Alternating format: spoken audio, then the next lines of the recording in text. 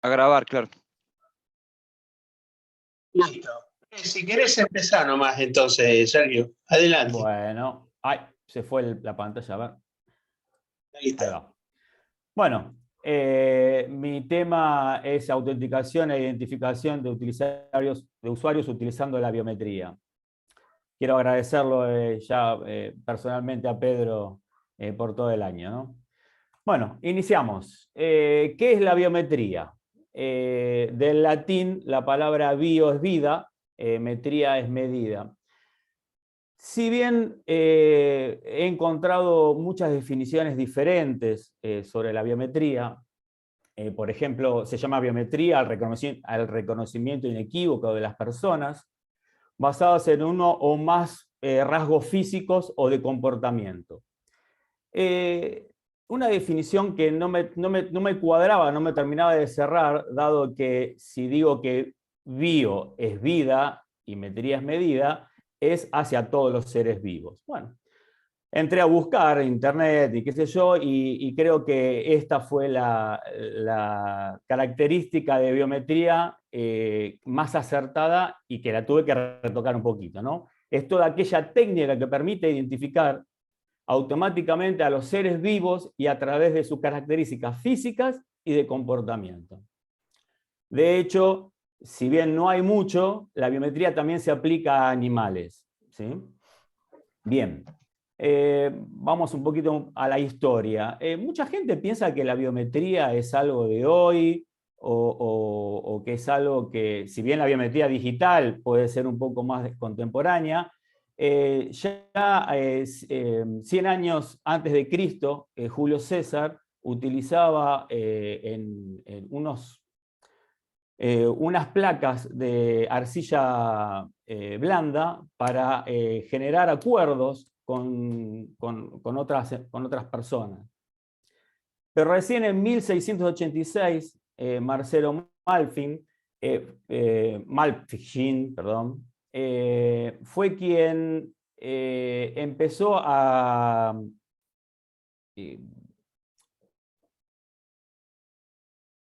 entender las capas de la piel. Y puntualmente empezó a entender, a verse la huella digital y a entender las diferencias que tenía entre las huellas digitales. Pirchin fue en su tesis el que ya directamente las clasificaba, clasificó esas diferencias en las huellas digitales. Fouts, que fue en su cátedra también el que empezó a entender los tratados y las huellas digitales que se plantaban en esas arcillas, fue el que propuso que las huellas digitales se empezaran a plantar en tinta o imprimir en tinta.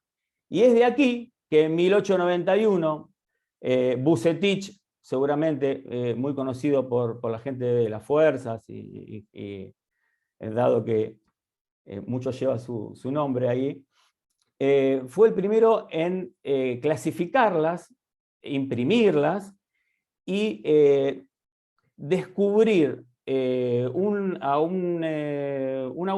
hecho a través de esas huellas digitales. Y es que ahí la Argentina fue el primer país a nivel mundial en reemplazar el uso de la antropología por la clasificación de las huellas dactilares. Después Galton, en 1892, ya directamente no solamente clasifica esas diferencias en la huella, sino que da el nombre de minucias, que son las que actualmente se utilizan en toda parte dactilar. Y fue su hijo el que empezó a determinar que las huellas dactilares eran diferentes en todas las personas. Y llegó a calcular que esas huellas dactilares no se repetían en 1 en 64.000 millones de personas. Caso que después vamos a dar cuenta de que no, que en realidad es 1 en infinito. Ninguna persona tiene las mismas huellas que otras. Bien, entonces, ¿qué sería la autenticación biométrica? La autenticación biométrica es simplemente el proceso de verificación de la identidad de una persona utilizando las características de su cuerpo. Y luego iniciar un servicio informático, una aplicación o un dispositivo. ¿Qué función cumple la biometría? Si acá, por ejemplo, vemos dos personas que pueden ser gemelas, mellizas, y que para una persona pueden ser la misma persona, la función que cumple la biometría es autenticar e identificar. ¿Cómo funciona la autenticación biométrica? Bien, la autenticación biométrica es la que permite identificar según esta pregunta, es ¿quién es usted? Dado que se puede validar a esa persona o directamente identificar. Vamos a lo que es la autenticación. La autenticación de una persona. Viene una persona y me dice, yo soy X, a través de una muestra biométrica. En este caso puse una huella dactilar, pero podría haber sido un iris, podría haber sido el rostro o cualquier otra parte biométrica. Y a partir de esa huella biométrica, la comparo con huellas que ya he tenido yo en la base de datos, digamos, en la base de datos del Estado o en la base de datos de algún país puntualmente. Esto es, una persona que me dice que soy X, tomando su huella dactilar en este caso, identifico y autentico que esa persona realmente es X. La autenticación sería una persona, de una persona a una persona. O sea que yo busco dentro de mi base de datos solamente a esa persona. Sería de uno a uno. A diferencia de la identificación, en lo cual yo tengo esa muestra biométrica, que puede ser una huella dactilar o cualquier otra muestra, y comparo dentro de mi base de datos e identifico a esa persona. Digo que X, esta huella es de X. Ahí en este margen yo lo que quiero plantear son las dos diferencias de autenticación e identificación. Bien, los métodos de reconocimiento. Los métodos de reconocimiento pueden ser colaborativos y no colaborativos. Claramente el método colaborativo es yo presto mi huella dactilar para ser leída, mi iris, mi voz o cualquier otro medio de reconocimiento. Y los no colaborativos son aquellos en los cuales yo supiera o no supiera, me están identificando. Esto obviamente trae otras partes legales que lo vamos a ver mucho más adelante. Reconocimiento por el iris. La biometría. Están las características, se dividen en dos grandes grupos, digamos. Las características fisiológicas, que son la huella dactilar, el reconocimiento de iris y retina, el reconocimiento facial, la geometría de manos, etc. O la combinación de ellos, ¿no? Y lo que son las características de comportamiento, que está la firma, la parte dinámica del teclado, las combinaciones entre ellas y la voz. La voz sería perdón, que ahí está, a otra persona, ahí está. La voz sería la única que confirma la regla, digamos, que puede estar de los dos lados de las características. Dado de que si yo tomo el patrón de la voz, digamos, las características de que la persona es de un determinado pueblo o etnia, o habla en algún tipo de idioma, estoy tomando las características de comportamiento, la acentuación de lo que está hablando, y no me voy a las características fisiológicas directamente.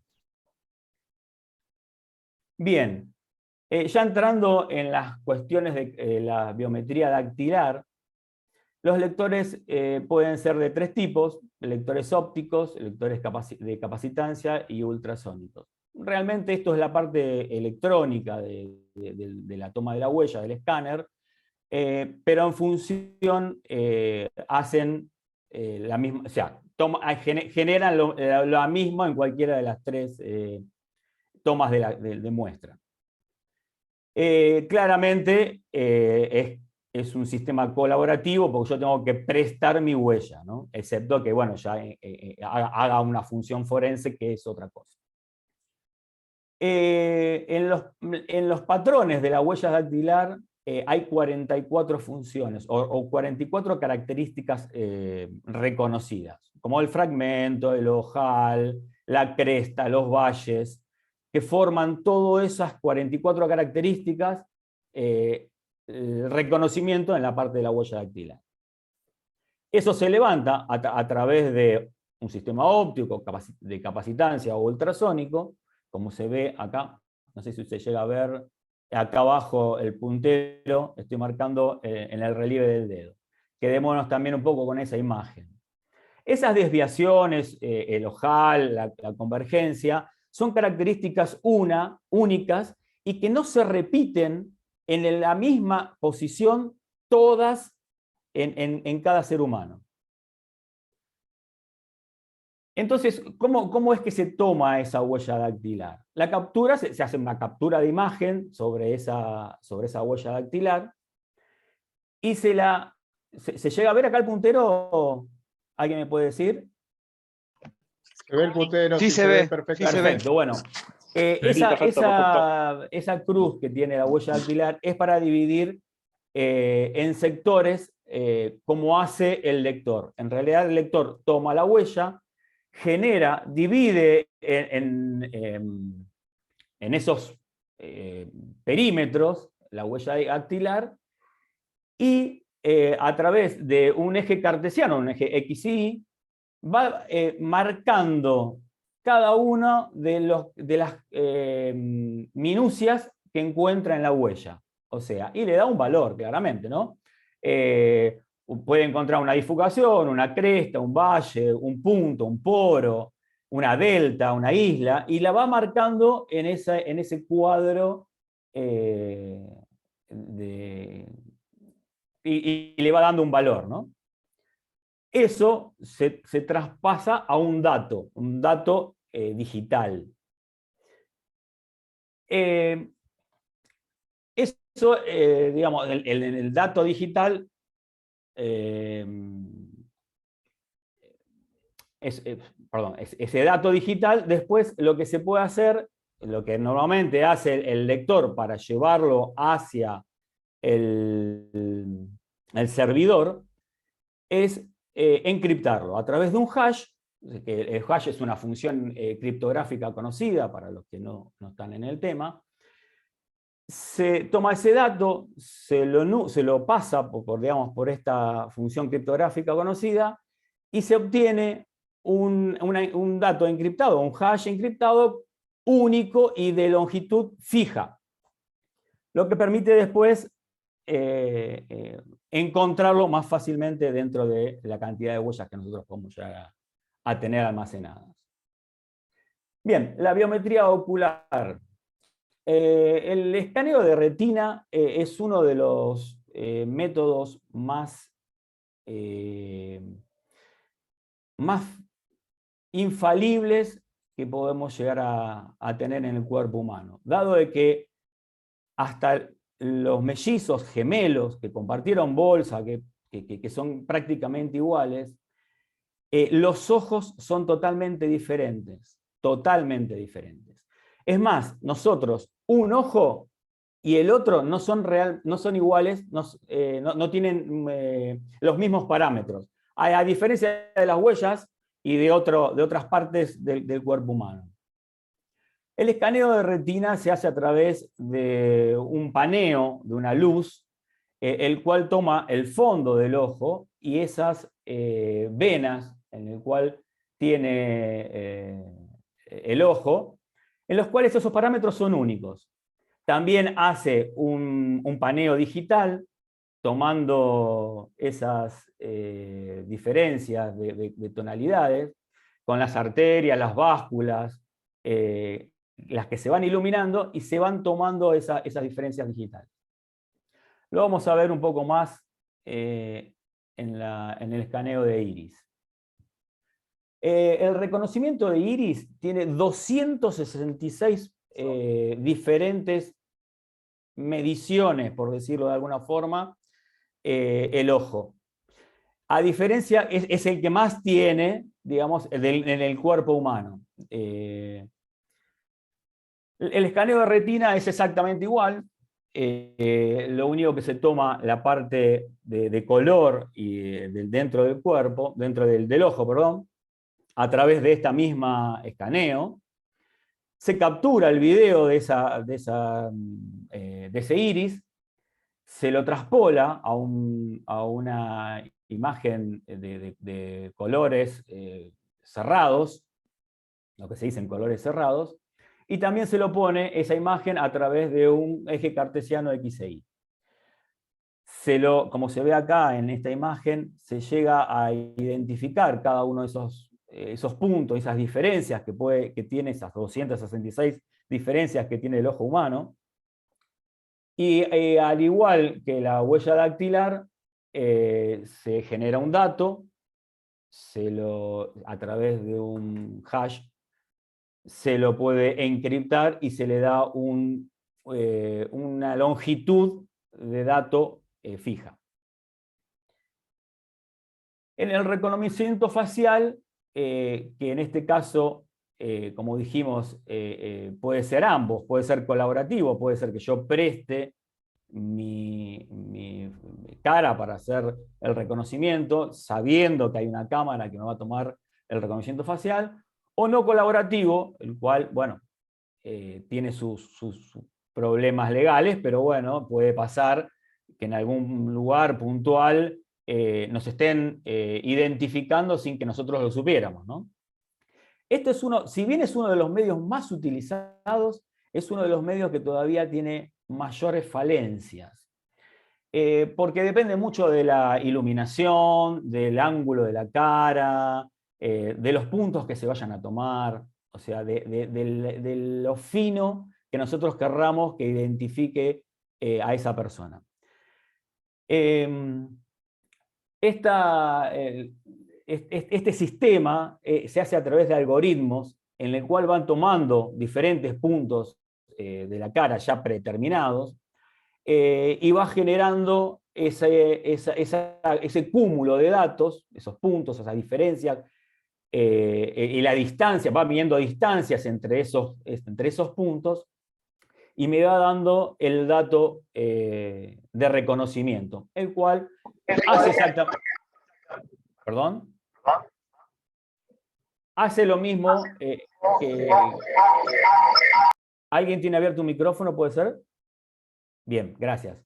Va tomando esas diferencias dentro del punto de la cara y va generando el dato. Bien, en el reconocimiento facial, últimamente, en nuevas tecnologías, está el reconocimiento facial 3D, el cual ya no es con dos ejes cartesianos nada más, X e Y, sino se agrega el Z, y con varias cámaras, o sea, se puede tomar con una sola cámara pidiendo que la persona rote su cabeza, o con varias cámaras y se toma toda la circunferencia de la cabeza, teniendo la profundidad y haciéndolo exactamente lo mismo, ¿no? Utilizando ese algoritmo, que es una secuencia de instrucciones que representan un modelo de solución para determinado tipo de problema, ¿no? El algoritmo es eso, básicamente. Bien, y acá llegamos a uno de los reconocimientos más interesantes, dado de que como dijimos, la biometría de voz y fonética. Bueno, yo puse forense porque en realidad la gente de la Gendarmería y Policía Federal me han brindado información sobre esto. Y bueno, nada, me gustó mucho el ámbito y he investigado bastante sobre esto. Es de ambos, colaborativo y no colaborativo, porque alguien puede estar grabando mi comunicación y yo no haber prestado mi conformidad para eso. Y tiene esas dos cualidades. Una que es física, porque a diferencia de la huella dactilar y el iris o el ojo, yo crezco con esas huellas dactilares que son indefectuadas, o sea, no cambian en el tiempo, ¿sí? Son fijas en el tiempo.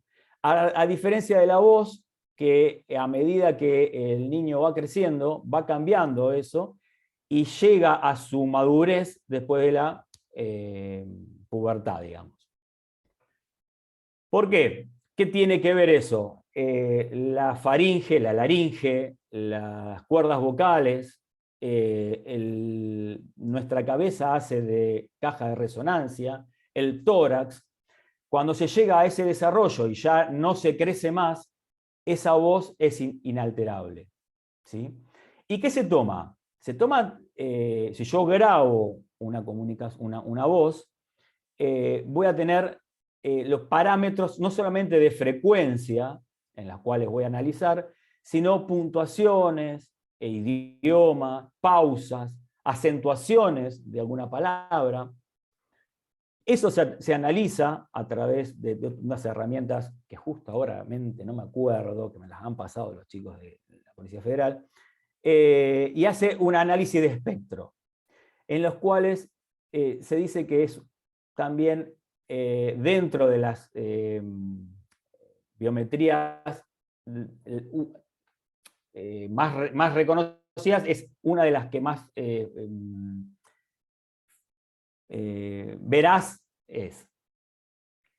Bien, dentro de las biometrías del cuerpo humano están los patrones vasculares de mano, el cual también son únicos e irrepetibles. Así como nacen las raíces de un árbol, no todas iguales, en nuestras manos la biometría de patrones de mano exactamente igual. No tenemos el mismo patrón en una mano que la otra, y las venas no se repiten, o sea, los patrones vasculares no se repiten en dos individuos. Esto se toma a través de una luz, el cual permite generar y ver esos patrones. Se pasa, como se ven en la imagen acá, en otros tonos de grises, y se va tomando ese sistema biométrico, el sistema de identificación de patrones. Otros métodos de biometría son la escritura, el firmar. El firmar a través de una tablet o algún sistema digital, la velocidad con que firmo,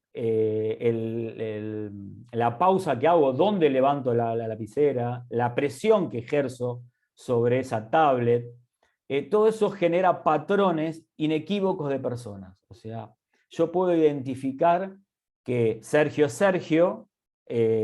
sabiendo, digamos, cómo firmó en su momento cuando tomé la muestra, y si me firma del otro lado del teclado, del otro lado de la pantalla, saber que es él, a través de los rasgos de identificación de esta técnica. Después está, obviamente, de teclado, de impresión de teclado, ejerciendo la fuerza y de qué forma oprimo las teclas, si uso más la mano izquierda que la derecha, si uso ambas manos, si uso los dedos nada más, la parte dactiloscópica, me genera un patrón en el cual puedo identificar a la persona que está del otro lado del teclado. Obviamente el ADN, las muestras de saliva, las muestras que obviamente tienen que ser colaborativas, igual que las muestras de sangre. Bien, acá tomé en esto unas preguntas, son las preguntas más hechas en distintos foros, libros, que he encontrado. Entonces, como he encontrado preguntas en las cuales está tan lindo responderlas, dado de que llevan cierto grado de mala información. La primera dice, la información biométrica se almacena en un algoritmo.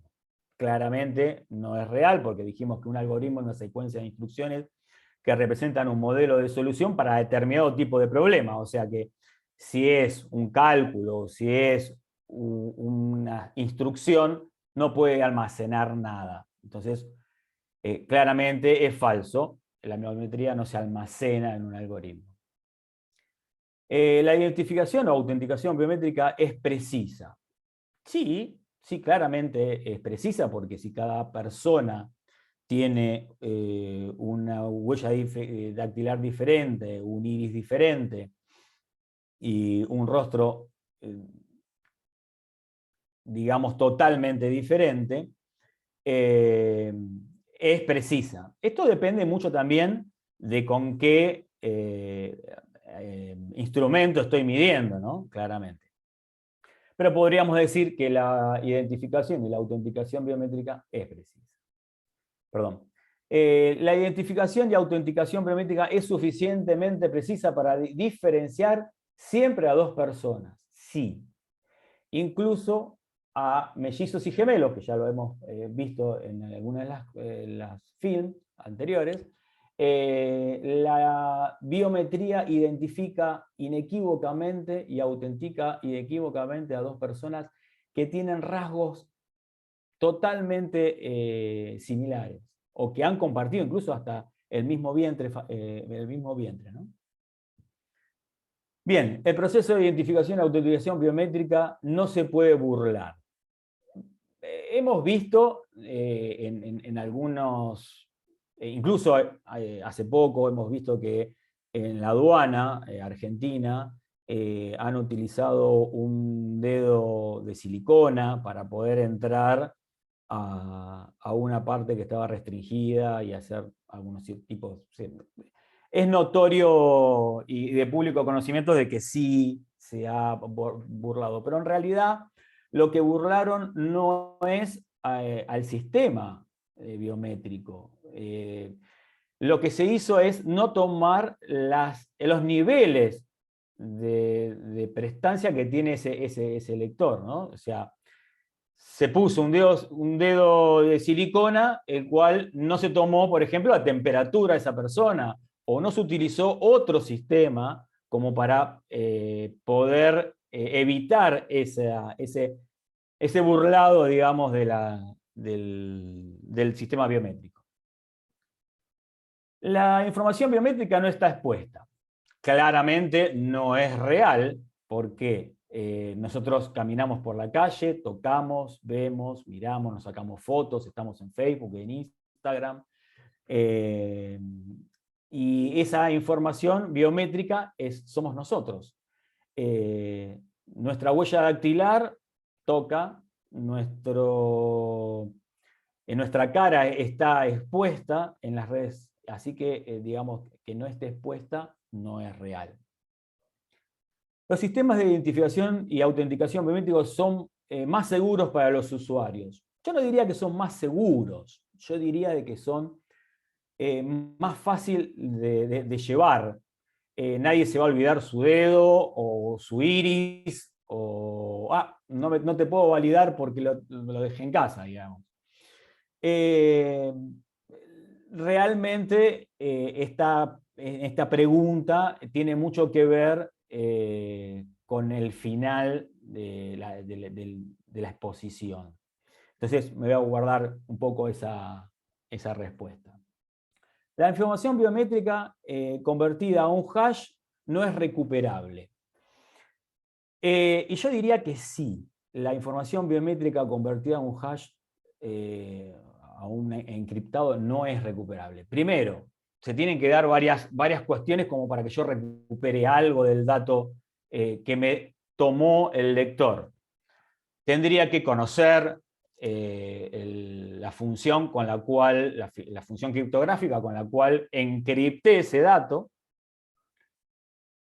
hacer la reversa de esa función, y después entender lo que el lector puso en cada uno de esos cuadrantes. Entender qué es una cresta y qué dato le dio, qué número le dio a esa cresta, a ese punto, a esa bifurcación. Y después de eso, ¿qué tengo? Tengo datos sueltos. O sea, no obtengo la huella dactilar real. Entonces, la información biométrica convertida a un hash no es recuperable, claramente no es recuperable. Igual, uno lo gestiona a un hash para que sea, primero, más segura a través de la red, y si alguien está esnifiando mi red, o está escuchando mi red, para los que no son informáticos, no puedan recuperar o saber qué es ese dato que está viajando por la red. Bien. Datos personales. Acá nos metemos un poco en la parte de la ley. La ley 25.326. Sergio, Sí, Pedro. por favor, anda redondeando porque se agotó el tiempo. Perfecto, perdón. Bueno, la ley 25.326, que está generada el 4 de octubre, nos da, digamos, qué derechos tenemos sobre los datos personales. Bien, no quisiera irme mucho de esto. ¿Qué son los datos personales? Bueno, son todos aquellos datos de personas físicas o jurídicas que pueden tener datos, por ejemplo, de identidad, de domicilio, de deuda, biométricos, de registro médico, etc. ¿A qué datos se refiere la ley de datos personales? Bueno, obviamente a todos estos datos, incluso a fichas médicas, claramente. Mi imagen en un sistema de videovigilancia también es un dato personal. Claramente es un dato personal. Y no puede ser tomada esa imagen sin mi consentimiento. En muchos lados se ve una camarita y un cartelito que dice sonría, lo estamos filmando, digamos. En realidad, yo no di mi consentimiento para que eso pase, y para que eso pase, debe haber un cartel con la ley de datos personales y que me dé cuenta de mis derechos, en el cual yo puedo pedirle a esa persona que borre mi imagen, puedo pedirle a esa persona que no la guarde, ¿sí? Bueno, los datos biométricos también son datos personales. Bien. Ninguna base de datos puede pedirnos los datos de mi vida sexual, ni etnia, ni raza, ni credo, ni poder registrarlos, obviamente. Las bases de datos, hoy por hoy, el cumplimiento de esta ley la tiene la Jefatura de Gabinete dentro de una Dirección Nacional de Datos Personales, el cual es el que debería hacer cumplir esta ley. Como para redondear, bueno, ya vamos a la conclusión para no irnos mucho más. Me faltan cosas, pero bueno, me hubiera gustado poder terminar. Quizás me explayé mucho más en otras cosas. La conclusión está partida en dos. Digamos, la conclusión técnica, que si bien se basa a que los sistemas biométricos son prácticos, presentan parámetros únicos para cada individuo, son difíciles, obviamente, difíciles de olvidar y difíciles de copiar. O sea, si yo no tengo la muestra, es muy difícil de volver a copiar a través de un sensor. lo importante acá es con qué yo tomo la muestra, ¿no es cierto? La conclusión del marco legal es que la ley claramente existe, nos da parámetros sobre qué hacer, cómo protegernos, quién es el responsable del dato una vez que ese dato se toma, se registran las bases de datos, pero claramente no es completa porque, digamos, los logs no son controlados a diario. Bueno, o sea, hay varias cuestiones en las cuales sería muy largo terminar de explicarlo. En la conclusión final, claramente un dato biométrico, al tenerlo expuesto, una vez que ese dato es violado o es hackeado, nosotros no lo podemos cambiar. Claramente una huella dactilar no me la puedo cambiar, nací con ella, no la puedo cambiar, el iris tampoco.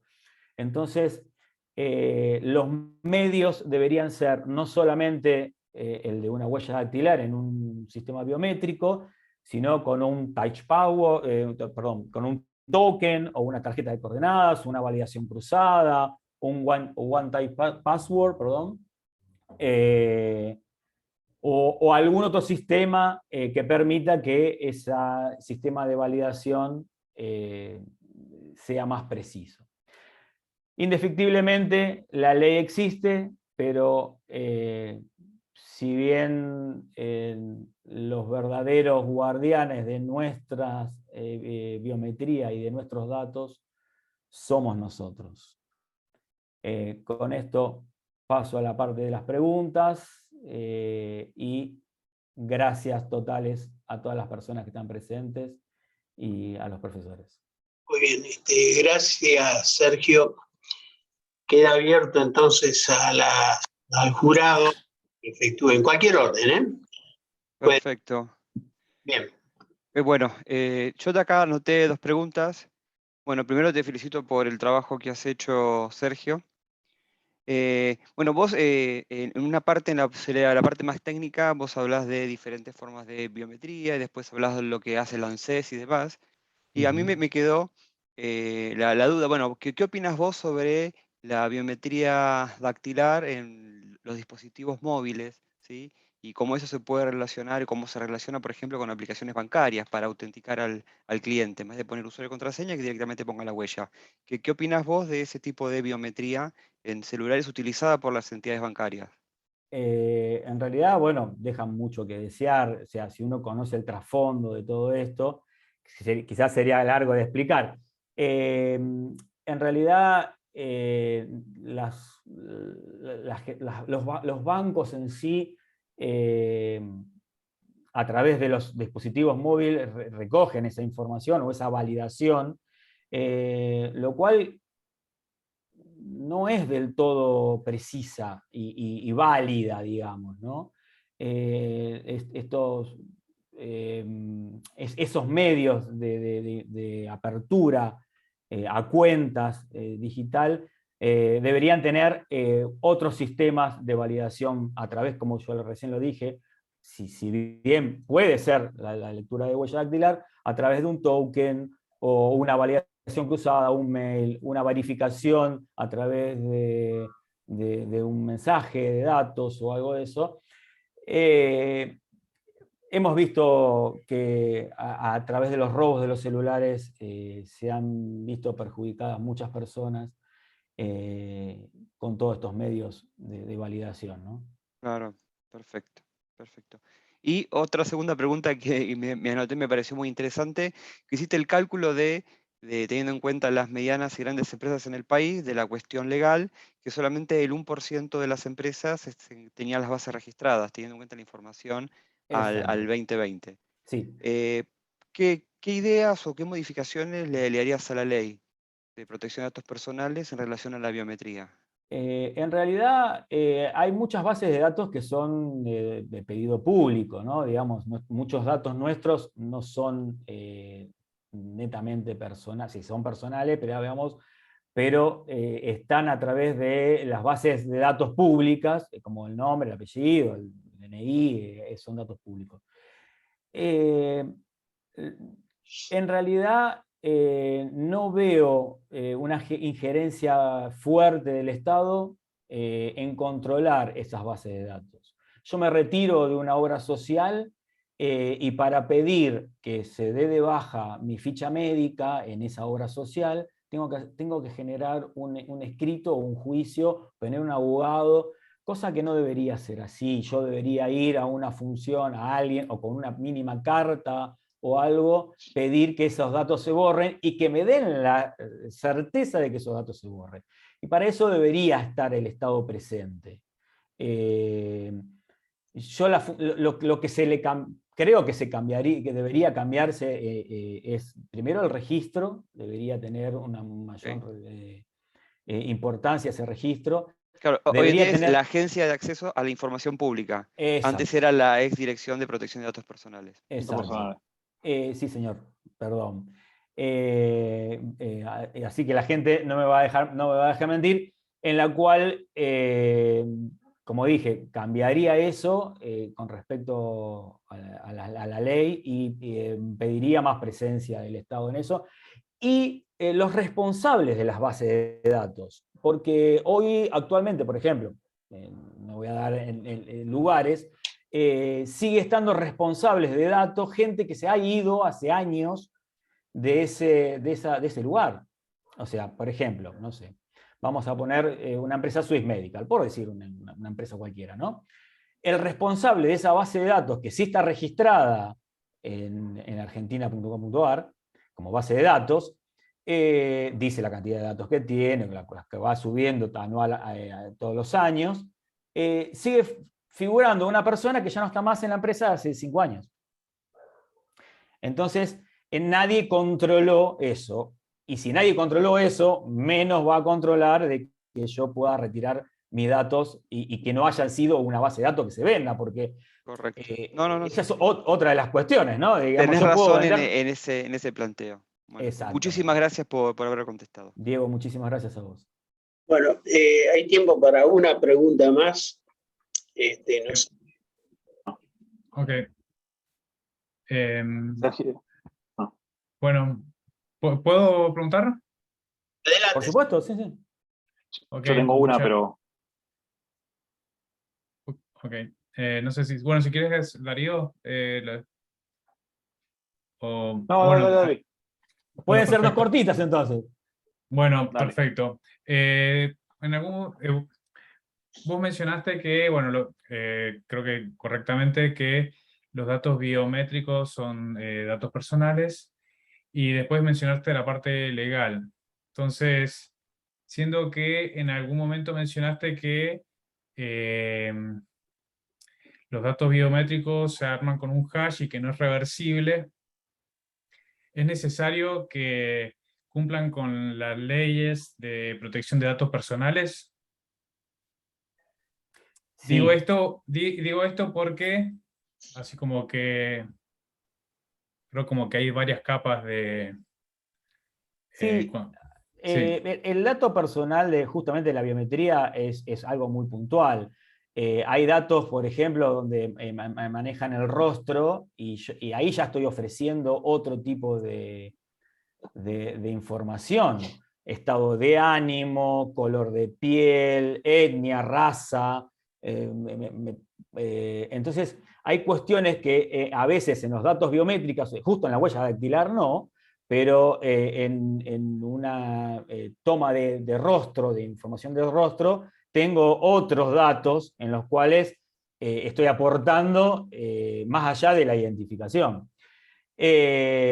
A eso lo que voy yo, digamos, en las cuestiones de, si bien están protegidos, el tratar de que en las bases de datos, ¿cómo están generadas? Yo no sé cómo Swiss Medical generó mi base de datos y cómo machea de que la información que tienen está en bases totalmente separadas y están, digamos, a ver, ¿cómo puedo explicarlo? Si yo hago un listado de las bases de datos, ¿cómo identificar que esa huella dactilar o ese iris no está directamente concatenada con Sergio Albor? Ok. Se entiende a lo que voy, ¿no? Ujú. Sí, se entendió. Perfecto. No relacionar el dato de Sergio Albor o del dato biométrico con el nombre, el apellido, la dirección, que sí son datos públicos.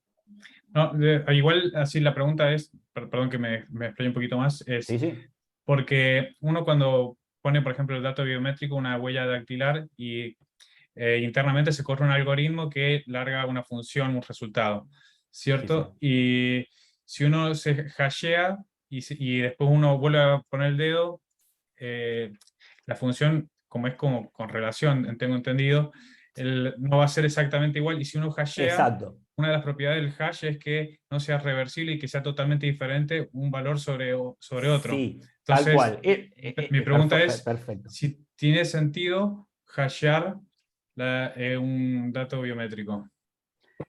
Tiene sentido solamente para el tema de la búsqueda, traer rápidamente una búsqueda. En realidad lo que se da es un parámetro de coincidencia. O sea, una Ok. huella dactilar no va a ser 100% igual a otra huella dactilar, siendo de la misma persona, ¿no? Claramente. Ujú. O sea, yo pongo 2 veces el dedo sobre el lector y no voy a obtener la misma huella o el mismo hash. Perfecto. Lo que se hace es para tener un índice y una búsqueda mucho más rápida. Muchas gracias. No, por favor, Sergio, gracias. Darío. Bueno, en primer lugar, perdón, te felicito por el trabajo, me pareció muy interesante. Me pareció muy novedoso, porque no lo había visto nunca hasta ahora, el tema de la conclusión dividida en 3. La verdad está interesante. Y una pregunta así sencilla que me han notado acá, cuando hablaba de las tomas de las muestras, que dependen del dispositivo, ¿qué hace que un dispositivo sea mejor que otro? En realidad, hoy por hoy la tecnología ha hecho de que los dispositivos no tengan mucho que ver. A ver, hay dispositivos en los cuales son para entrada de un edificio o de una oficina, y esos dispositivos toman entre 1000 y 3000 huellas por segundo. O comparan, perdón, entre 1000 y 3000 huellas por segundo. A diferencia del ARGIS que tienen ustedes, o el sistema que tiene Policía Federal, que es el AFIS, perdón, el sistema de AFIS, en el cual el dispositivo solamente compara 40.000 huellas por segundo. Y tiene un nivel de precisión de 101.000 millones de puntos en el mismo lector. Imaginémonos que los 45 millones de personas en una base de datos, queriendo identificar a una persona, o sea, buscar a esa persona, lo puedo llegar a resolver en 18 minutos, 19 minutos, calculando que son 40.000 huellas las que puedo comparar por segundo, ¿no?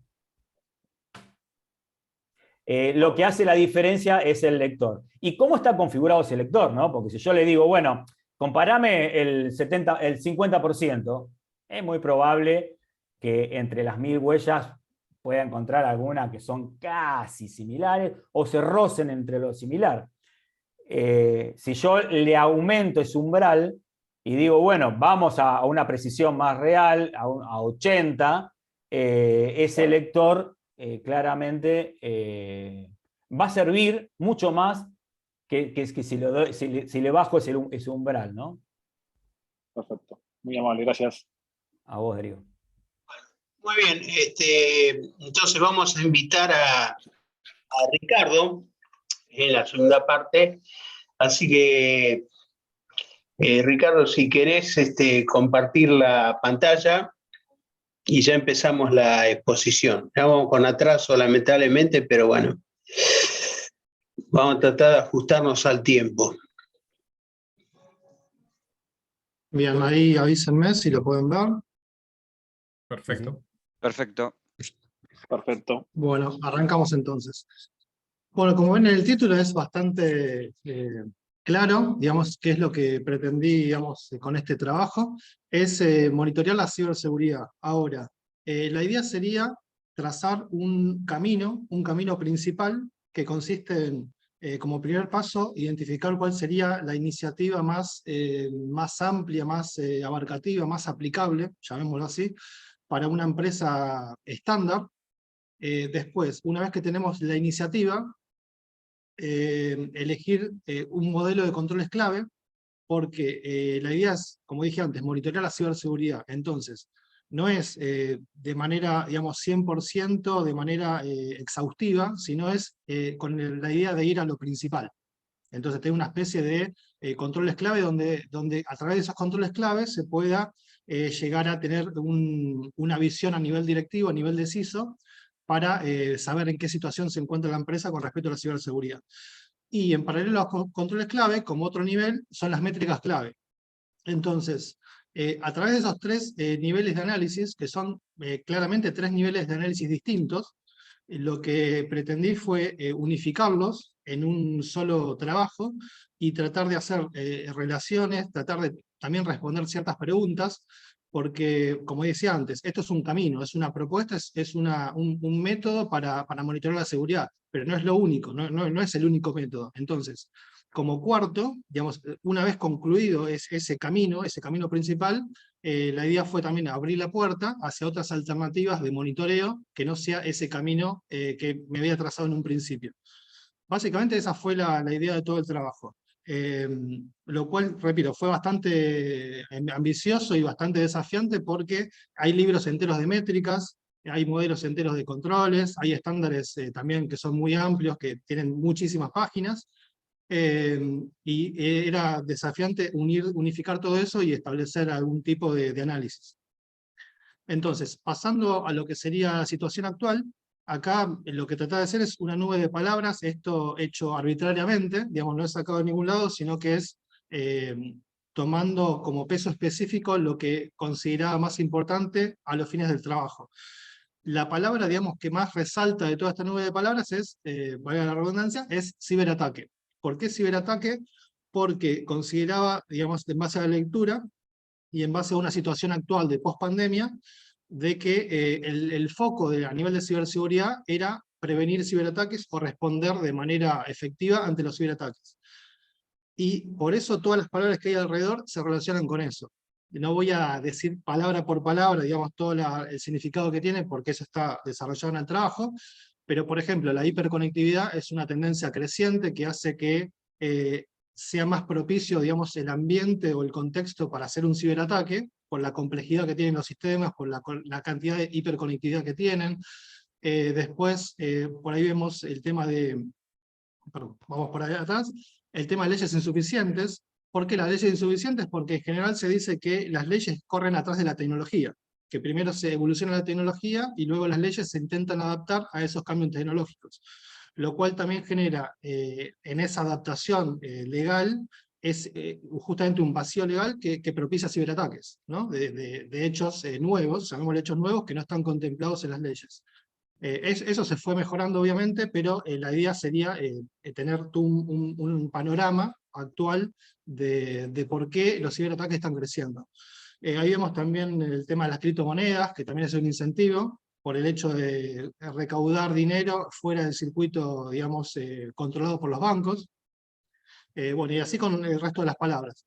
Ahí vemos la parte de desempleo fue hecha, digamos, a medida quizás de la situación del país, de la crisis que vivimos actualmente, porque en general hay una cierta relación, no es una relación lineal, pero sí hay cierta relación entre lo que es el desempleo y el incentivo por cometer delitos.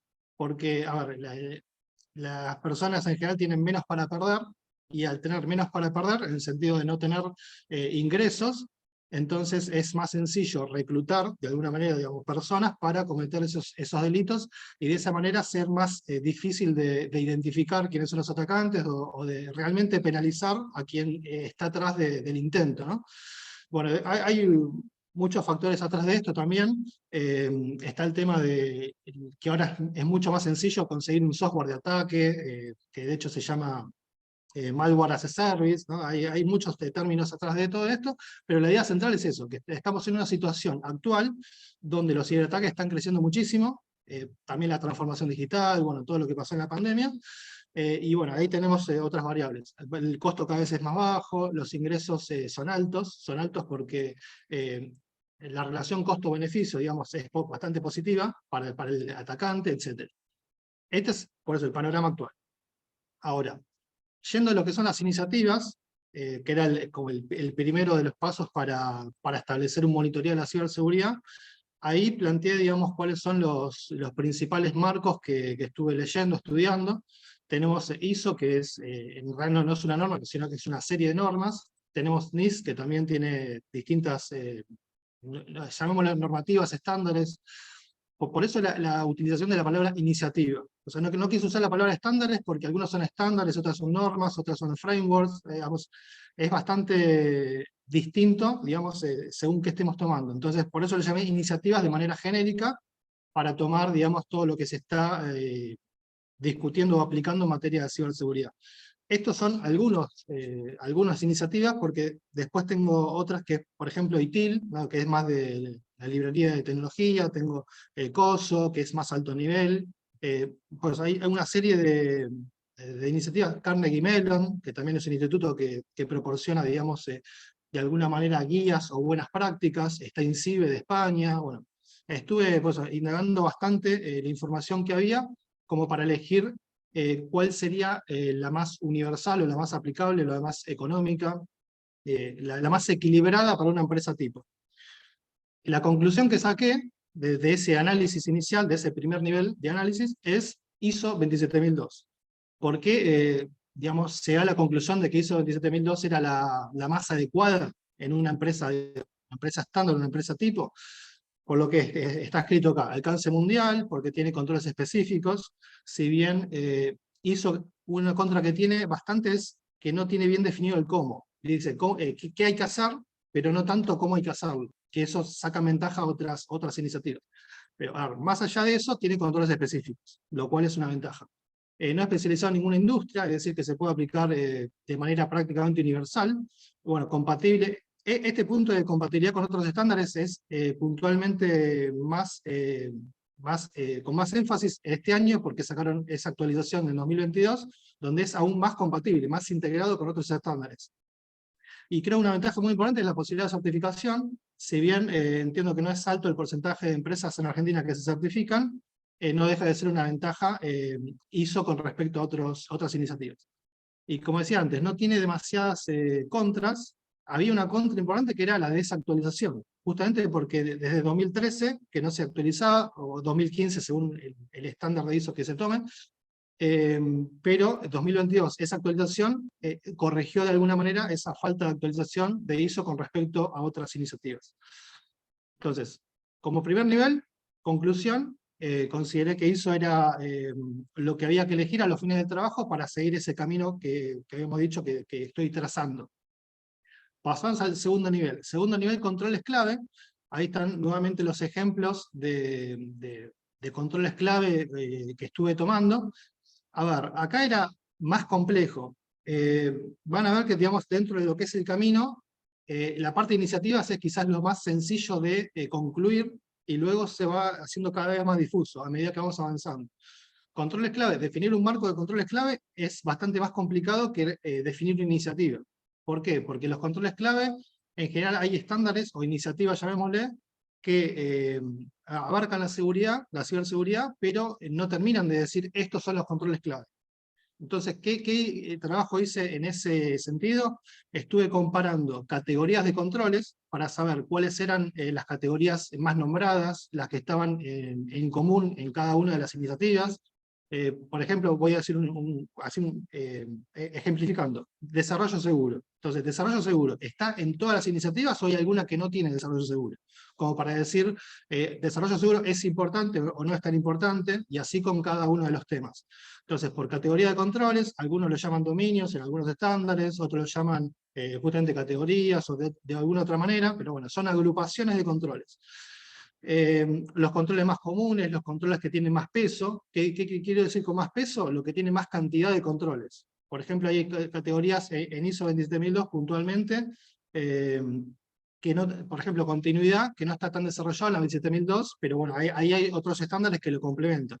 Bueno, Banco Central también tiene otro tipo de forma de hacerlo, etc. Entonces, cada uno tiene sus pros y contras. Ahí fui descartando por muchos motivos, por ejemplo, el tema de que quizás no sean tanto de aplicación universal, que son más locales, por ejemplo, Banco Central que es más local, PCI es más específico de un área particular, NIST quizás no tenga tanta popularidad fuera de Estados Unidos, bueno, etc. Fui descartando, así como lo hice con las iniciativas, los marcos de controles clave. Y en definitiva, como conclusión, elegí o consideré que es lo más apropiado la propuesta SIS. ¿Por qué propuse la propuesta SIS? Valga la redundancia, por estas palabras que están visualizando, digamos, porque tiene controles críticos, es decir, se enfoca solamente en lo que es clave, a diferencia de otros marcos que quizás abarcan demasiado la ciberseguridad y no dicen, estos son los más importantes. Ponen todo a un mismo nivel. Entonces, SIS es distinto el enfoque porque dice, estos son los más importantes, y no solamente eso, sino que también dice, son los más importantes según si la organización es tamaño grande, tamaño mediano o tamaño chico. Tiene distintos niveles de controles clave dependiendo de la organización. Bueno, son de alto nivel también, es decir, estratégicos, que es de alguna manera lo que estaba buscando en el trabajo. Aplicación universal, porque también tienen cierta integración con los estándares, tienen muchas matrices donde se adapta o se linkea con ISO, se linkea con NIST, con otras iniciativas. Bueno, consenso porque justamente esa integración con otras iniciativas hizo, o a mi entender, hizo que fuera bastante aplicable y con bastante consenso. Porque no es que está proponiendo un marco distinto, sino que está diciendo, de todo lo que hay, esto es lo más importante. Y es justamente lo que quería alcanzar en el trabajo, identificar un marco de controles clave relacionado en ese sentido. Bueno, la cantidad es razonable, porque hoy en día son 18 controles, la última versión que es la 8, antes eran 20, ahora son 18, lo cual es una cantidad, digamos, que a un nivel directivo de CISO es controlable, es medible, digamos, es de alguna manera no tan difícil de monitorear. Y bueno, y actualización periódica. De hecho, la versión 8 salió también hace muy poco, y continuamente están sacando, digamos, comparaciones o nuevas publicaciones relacionadas. Entonces, eso también es una ventaja muy importante del marco SIS a nivel de controles clave. Bueno, entonces, ya teniendo la iniciativa, que es ISO 27002, puntualmente ISO 27002 del año 2022, esa versión, y ya teniendo un marco de controles clave, que sería la propuesta SIS, fui al último nivel de análisis, que son las métricas clave. Y ahí, como decía antes, fui de mayor a menor en términos de claridad o de opciones disponibles. Y cuando llegué a las métricas clave, busqué mucha información, hay muchísimos libros, pero no fue tan fácil encontrar un modelo de métricas clave, o un marco diciendo, mira, estas son las métricas clave que hay que aplicar en ciberseguridad. Fue mucho más difícil llegar a ese objetivo.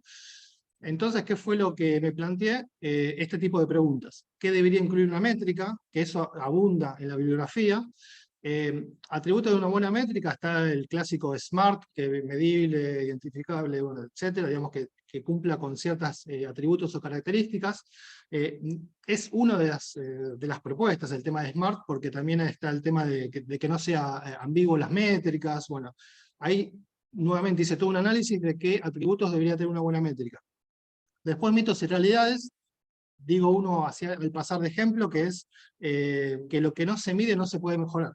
Entonces, plantear ese tipo de frases, si realmente es así, que lo que no se mide no se puede mejorar, o tiene razón, o esa frase es real, y realmente si no se mide no se puede controlar, o no se puede mejorar, bueno, etc. Pues es una secuencia de análisis.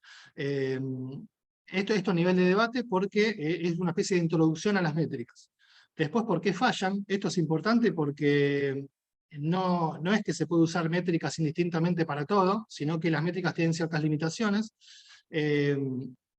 Ahí me llega a la memoria el tema de la interpretación de las métricas, por ejemplo, lo cual es un tema bastante importante. Es decir, una métrica que diga 5,8 y esté superior al umbral. Puede ser algo significativo o poco significativo según quien la interprete. Entonces, cuestiones como esas fueron importantes analizar porque para tener esa idea, esa conclusión de que una métrica puede ser importante, pero no es lo único. Entonces, ahí es cuando me empecé a replantear si ese camino inicial que había planteado era realmente el mejor, o había alguna otra alternativa, o algún método, algún camino alternativo mejor. Ahí también hablé mucho de los sesgos cognitivos, que de hecho la interpretación es solamente uno de los sesgos cognitivos, pero también hay otro tipo de sesgos. Ahora no me voy a explayar tanto en todo ese tema, que es más de psicología, pero lo que quiero decir es que ese número suelto no siempre significa lo mismo, lo cual esa es una limitación muy importante. Luego el tema de omitir datos fundamentales, es decir, una métrica que sea parcial, que no tenga toda la información que debería contener, digamos, se llega a una conclusión que puede ser errónea, pero errónea no porque esté mal medida, sino que esté mal diseñada. O sea, no es un tema de implementación, sino que es un tema de diseño. Esa es una limitación importante que sucede mucho en métricas, en especial métricas de ciberseguridad. Porque si ya las métricas en general tienen dificultades, las métricas de ciberseguridad, que es algo relativamente nuevo, de alguna manera tienen un nivel de madurez menor que las que son aplicables a finanzas o otro tipo de ámbitos. Entonces, nuevamente el tema de no tener un adecuado marco de referencia, de aplicarlas porque, digamos, sin un motivo tan válido o tan argumentado, etc. Entonces, eso como replanteo de si estaba por el buen camino. Bueno, una vez planteado todos esos debates, entonces la pregunta sería ¿por dónde se podría comenzar? Y ahí digamos también varias alternativas. Es el modelo, por ejemplo, de objetivo, es objetivo, pregunta, métrica, que sería una especie de forma de llegar a la métrica. Después análisis de causa-raíz, ahí está el tema de diagrama de pescado, de Ishikawa, los 5 por qué. Entonces, es decir, yo quiero llegar a la métrica. Ahora, ¿cómo llego a la métrica? Bueno, un tema es el camino ese que dijimos antes, objetivo, pregunta y métrica. Otro sería ir directamente a la raíz. Entonces, identificando la raíz, puedo hacer una métrica que mida eso. El modelo es MOS, digamos, el último que aparece ahí, tiene que ver con diferentes niveles. Entonces, tener un nivel que sea nivel 0, por ejemplo, ciberseguridad, y así ir bajando de lo general a lo particular hasta llegar a la métrica específica. Eso es de alguna manera una ventaja porque logra alineamiento con el negocio. Entonces, esa métrica de ciberseguridad, a través de ese modelo SMOS, digamos, de distintos niveles, se puede lograr de esa métrica de negocio, llegar a la métrica de ciberseguridad, por ejemplo, ¿no? Entonces, ahí pues estuve analizando las distintas maneras de cómo comenzar, y por último, que es la pregunta que había planteado al principio, es ¿qué modelos existen? Y ahí es donde me encontré con mucha bibliografía, donde planteaba ejemplos, donde planteaba respuestas a las preguntas anteriores, pero no que proponía, estas son las métricas de ciberseguridad que hay que aplicar, que era la pregunta que quería responder, ¿no? Entonces, ya sea por autores que iban para esa línea, organismos, distintos organismos que ya los mencioné antes, y hay también otros nuevos. Ahí planteo también modelos de ISAC, de OWASP, que OWASP sería más técnico, pero el famoso top 10 de OWASP, bueno, no voy a detenerme tanto en eso, pero hay por eso otros organismos que no tenían tantas iniciativas de marcos, pero sí tenían de métricas. Y ahí me pasó que o encontré modelos que eran muy exhaustivos, es decir, que eran innumerables métricas, o que eran muy enunciativos. Enunciativos es decir, mira, este es el paso a paso, y de ahí en más la empresa que lo aplique. Entonces, el punto que quería llegar, que era un modelo de métricas clave, que sea conciso, que sea simple, y que sea de alguna manera integral, se me dificultó bastante. Encontré dentro de lo más cercano también el modelo SIS, que el modelo SIS plantea no solamente 18 controles clave, sino que plantea, en la versión anterior, que era la de 20 controles clave, planteaba 171 métricas, que era justamente para monitorear esos 20 controles. La versión, digamos, 8, que es la última, que son 18 controles, no tenía ese modelo de métricas clave. Digamos, no llegaron a publicarlo a la fecha que hice esto, y por eso no lo seleccioné digamos, quedó fuera del alcance de la elección. En conclusión, no me quedé con ningún modelo, aunque el modelo de CIFS era de alguna manera lo más parecido a lo que quería buscar, pero repito, como no tenía la versión actualizada, con la versión 8, digamos, de métricas clave con la versión 8, no lo elegí. Y eso fue, digamos, donde concluí este tercer nivel de análisis. Entonces, ya terminando ese camino principal, lo que hice fue replantear todo lo que había hecho. Entonces busqué información de alternativas a ese camino de iniciativas, controles clave y métricas clave. ¿Qué es lo que me encontré? Hay autores que hablan de gestión del ciberriesgo, es decir, directamente olvídate de todo lo anterior y anda a los ciberriesgos y de ahí hace todo el resto. O, por ejemplo, modelos culturales, que esto tiene que ver más con olvidarse de medir temas puntuales de ciberseguridad, sino capacitar o concientizar a la gente para que esté preparado ante un ataque, ante una incidencia, ante un intento de intrusión, etc. Por eso la ciberresiliencia, por eso la cultura, es decir, ir por ese lado y no ir por el lado de, por ejemplo, desarrollo seguro, o por el lado de inventario de activos, por decir solamente algunos de los controles clave de CIS. Este caso es como más de alto nivel, más integral, la parte de cultura, de ciberresiliencia.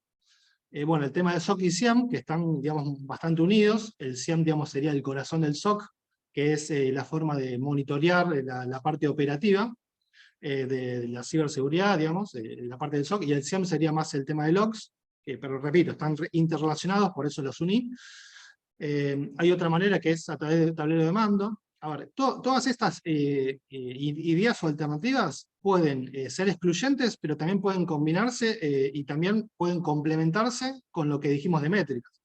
No es que esto reemplaza lo anterior. Puede reemplazarlo o puede combinarse o complementarse. Bueno, métricas de tendencia, intangibles de ciberseguridad estamos hablando. Herramientas automáticas, que esto es más que nada, por ejemplo, bueno, otra vez voy a hablar de siglas, que es el famoso EDR, o estímulo, digamos, de detección y respuesta, que eso, a ver, la pregunta sería, ¿eso es más efectivo que una métrica? Bueno, se podría decir que sí, se podría decir que no, es un debate abierto. Y hay nuevas tecnologías que también podrían ser utilizadas en este tema de monitorear la ciberseguridad. Esto lo planteé a manera, digamos, no exhaustiva, sino introducción, a manera de introducción, para desarrollarlo en lo que es el segundo año, lo que sería la maestría, todos estos puntos. Entonces, plantear ya el monitorear la ciberseguridad no como un camino, digamos, principal o único, sino abriendo el panorama y también viendo las empresas qué es lo que aplican. Se aplican las métricas, se aplican KPI, se aplican KRI de riesgos, que sería más la parte de ciberriesgos eso, se aplican un SOC, etc. ¿no? Eso fue lo que dejé la puerta abierta para un trabajo de segundo año. Y luego, ya yendo al tema de conclusiones, no voy a leer una por una, pero bueno, ahí tienen, digamos, las principales conclusiones que fui viendo. Acá lo que quiero remarcar es que no puede hacerse todo a la vez. Eso fue una conclusión que me pareció importante, que acá no está específicamente escrita, pero me pareció importante, que no, es complejo, digamos, llegar a un nivel de métricas, que era la propuesta. ¿Por qué digo esto? Porque yendo al modelo de madurez, un modelo de madurez de CMMI, digamos, de lo que es COVID, uno de los organismos principales, ¿no?, de COVID, plantea que es uno de los últimos niveles de madurez para llegar a tener esas métricas. Más aún, métricas clave, más aún. Entonces, no es sencillo, digamos, llegar a ese nivel de madurez como para tener ese modelo, llegar a ese modelo.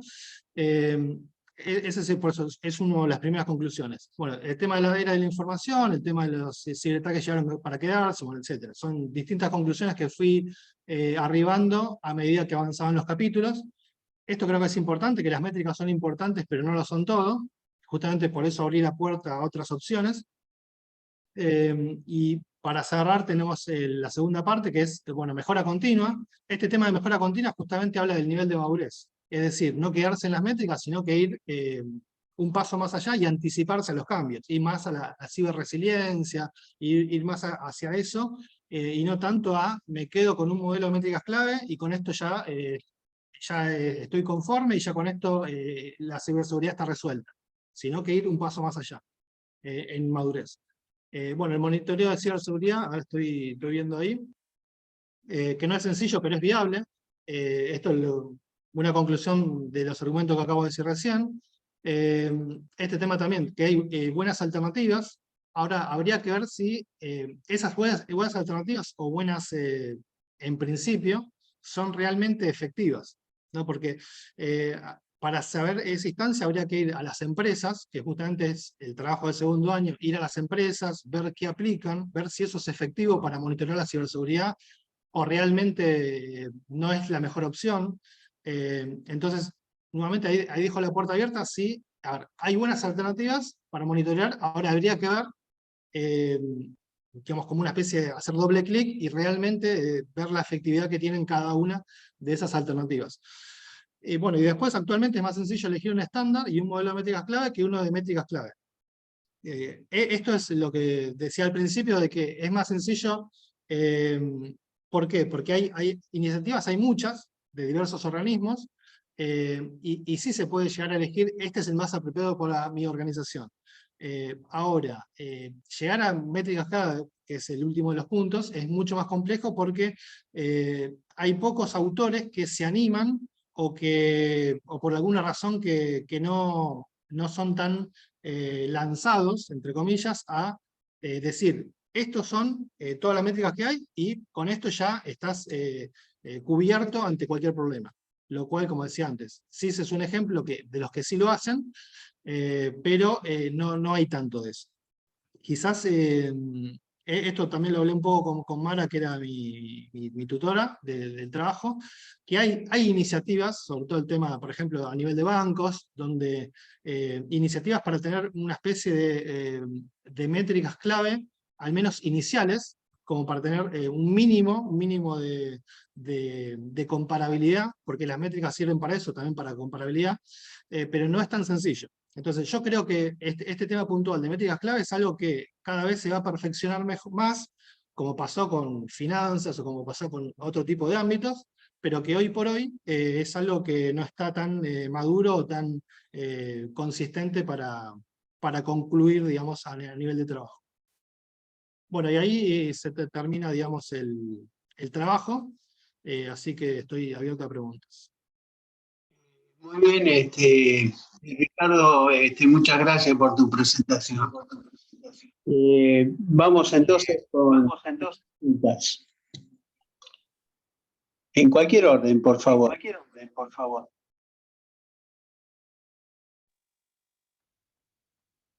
Sí. Bueno, si quieren empiezo. Bueno, felicitaciones por el trabajo, me pareció muy interesante. Y bueno, mi pregunta es, por un comentario que vi ahí en la presentación, vos déjame mencionarte, en tu trabajo mencionaste una frase de William Thomson, que decía que lo que no se define no se puede medir, lo que no se mide no se puede mejorar, y lo que no se mejora se degrada siempre. Sí. Y en una de las conclusiones vi que, por ejemplo, pusiste que las métricas no lo son todo. Digo, ¿qué otras opciones, aparte de las métricas, vos ves posible de implementar? No sé, porque me dio la sensación de que mencionaste como que hay otras alternativas.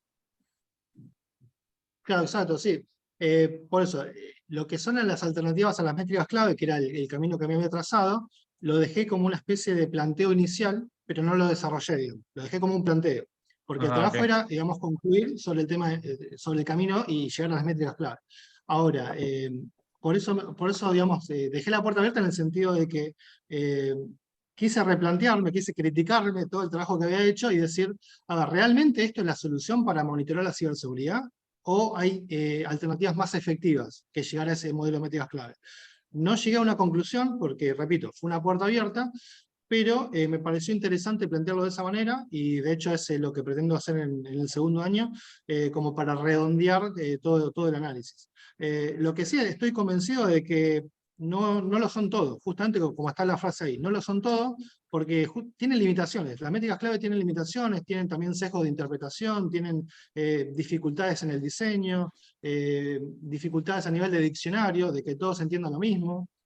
Ok, claro. Es realmente difícil llegar a que todos lleguen a la misma conclusión, en especial en los que no están del todo interiorizados en ciberseguridad. Porque la métrica clave también es para hablar en el directorio, para comunicarlo, y en ese sentido también tiene limitaciones a nivel de comunicación, bueno, etc. No es para nada sencillo. Lo cual no significa que no sea la mejor opción. Por eso lo dejé como puerta abierta. Así Clarísimo. que esa sería la respuesta. Que no hay una No, respuesta contundente y que eso es lo que me voy a plantear en el segundo año. buenísimo. Gracias. Te hago una segunda pregunta, perdón. Primero te felicito por el trabajo, se notó que hiciste una búsqueda bibliográfica bastante exhaustiva, analizaste todas las normas, las comparaste, analizaste los dominios, y eso se notó en lo que fue el desarrollo del trabajo. Cuando uno llegaba a la parte de las métricas para ver cuáles eran las conclusiones, ahí como, obviamente como dijiste vos, que ahí como no te decidiste por una, sino bien hablaste del CIS, pero como que no te convenció del todo, eso quedó reflejado en el trabajo. Ahí dijiste una frase en el trabajo que varios de los trabajos presentaban a la ciberseguridad como un tema de gobernanza, ¿sí? Sí. ¿Vos tiene que haber gobernanza de la ciberseguridad, como lo establece, por ejemplo, lo que es COVID, o no? ¿Tiene que ser algo más táctico? ¿Cómo lo pensás vos?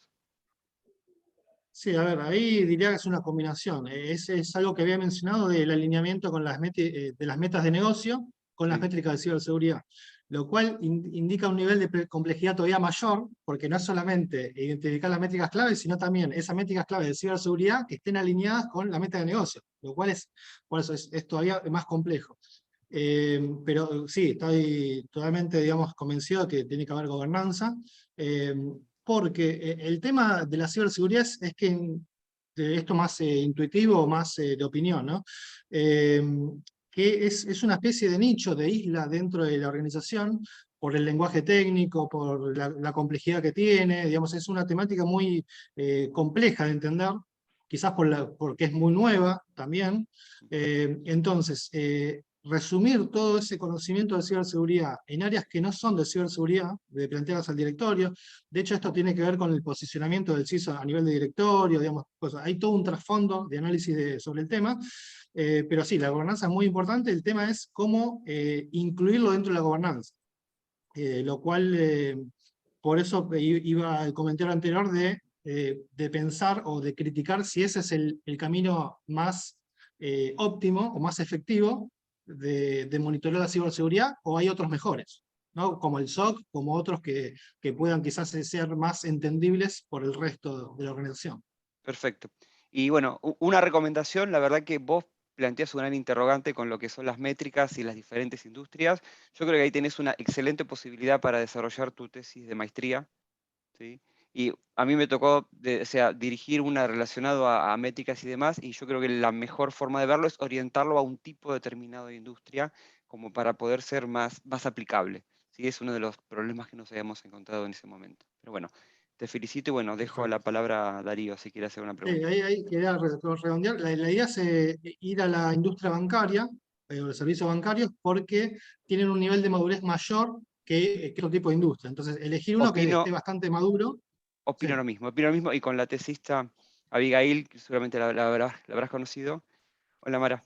La habrás conocido Abigail, bueno, y se trabajó con el tema de proveedores, con el tema de disponibilidad, con un montón de temas relacionados a ciberseguridad. Y obviamente la tesis la tenés disponible, pero bueno, está muy bueno la idea de un trabajo futuro relacionado con la industria bancaria y financiera en el ámbito Sí. de la Argentina.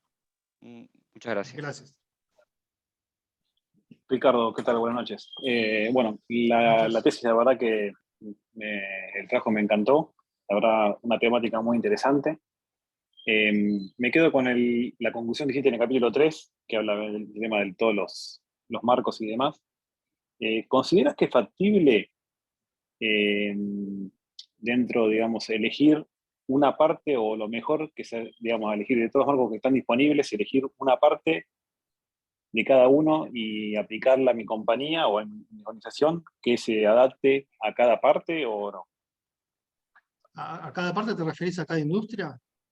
Claro, claro, a cada industria, no sé, yo elijo Sí. dentro de mi organización, tengo varias funciones o negocios. Sí.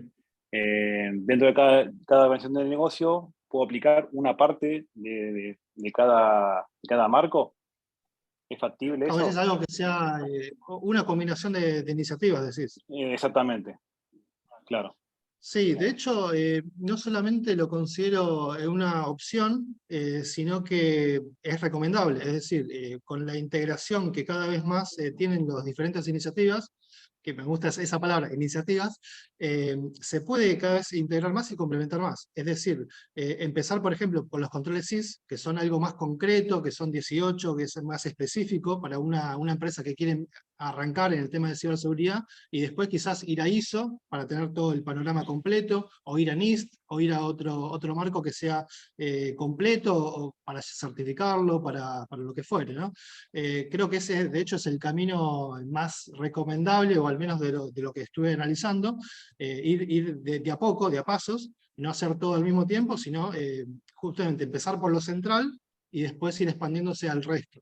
Si se llega a certificar mejor, porque bueno, tiene ciertas ventajas, tiene la parte de quizás llegar a nuevos mercados, ¿no? Otro tipo de objetivos, pero sería un buen camino el tema de complementar las diferentes iniciativas. Obviamente que no ir para el lado de aplicar todo al mismo tiempo, porque ahí hay que elegir bien cuáles iniciativas aplicar. De hecho, hay organizaciones donde tienen iniciativas, llamémoslas iniciativas obligatorias, entonces no pueden salir de ahí. Es bastante complejo el tema de cumplimiento. Ahora, la verdad que no solamente creo que son combinables, sino que son cada vez más combinables. A medida que pasa el tiempo, se integran cada vez más. Claro. Muy amable, gracias.